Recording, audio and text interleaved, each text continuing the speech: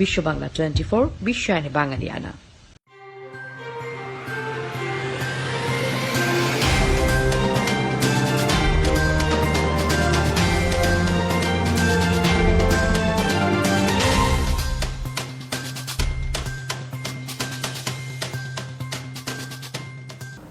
যুক্তরাষ্ট্রের টেক্সাস রাজ্যের একটি হ্রদে প্রেসিডেন্ট ডোনাল্ড ট্রাম্পের সমর্থনে আয়োজিত একটি নৌ মিছিলে কয়েকটি নৌকাডুবির ঘটনা ঘটেছে।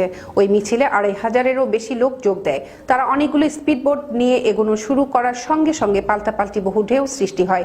এতে পানিতে অস্থিরতা দেখা দিলে অন্তত 4টি বোট ডুবে যায় ও কয়েকটি পাথরে গিয়ে ধাক্কা খায়।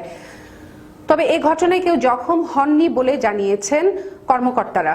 ট্রাভিস কাউন্টি শেরিফ দপ্তরের সরকারি তথ্য কর্মকর্তা ক্রিসেট ডার্ক বলেছেন, বহু নৌকা এসে জড়ো হয়েছিল, সেগুলোর মধ্যে বেশ কয়েকটি ডুবে গেছে। কর্তৃপক্ষ জানিয়েছে, পাশাপাশি বহু জলযান একসঙ্গে ছুটতে শুরু করায় প্রচুর ঢেউ তৈরি হওয়ার কারণে সম্ভবত এ ঘটনাটি ঘটেছে। ডুবে যাওয়া নৌকাগুলোর আরোহীদের পানি থেকে উদ্ধার করা হয়েছে, তবে কেউ আঘাত পায়নি। ফেসবুকের মাধ্যমে আয়োজিত lake Travis Trump boat parade এ ২৬০০ জনেরও বেশি লোক উপস্থিত থাকবে বলে ঘোষণা দিয়েছিল।